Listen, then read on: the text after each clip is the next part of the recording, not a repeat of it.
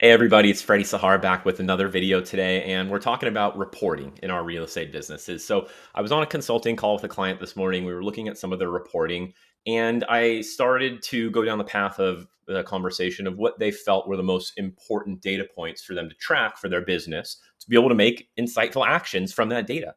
And in this particular call, I found that we were trying to track everything, and some of the things that we were already tracking, this team was already tracking, were hindering the sales agents, the buyers agents and listing agents, and even the ISA's sales process and flow, because there were all these extra steps that needed to be built in order to track some important data.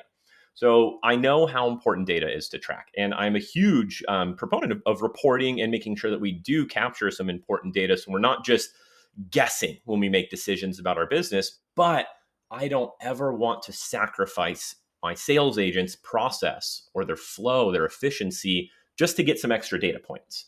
So I'm curious if you all could let me know in the comments, what data points are you tracking? Let me know what ones are most important to your business, and let me know if there's some that you track, but you seem to never really make decisions based on that data point.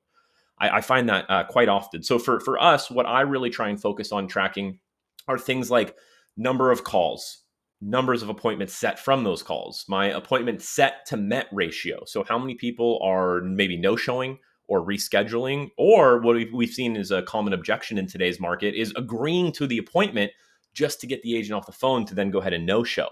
So I'm also checking my met to show ratio for my buyer's agents. So in my buyer lead sources, how many people are we meeting with and then converting them into the showing stage? We're actually actively out there seeing houses together. Same for coming soon or listing signed. So I know my met to listing signed rate, and then of course my conversion rate or my closed rate. And I like to look at all of those by lead source, so that when I am maybe pivoting around money or budget for lead spend, I can start to make decisions that I want to throttle on lead source A and maybe pull off the gas a little bit on lead source B, because it seems like we are setting way more appointments on this source and converting higher on this source. So let's double down on it a little bit more. So I'm very curious. Let me know what data points that you track, and if there's some that you track that you just don't make any decisions based off of. And if you've ever had agents reach out to you on your team, if you're a team leader, and say, hey, it really feels like the sales process is hard because we're trying to capture all these data points to get this very verbose reporting system. So I hope this video was helpful and cause you to ask some questions about your business.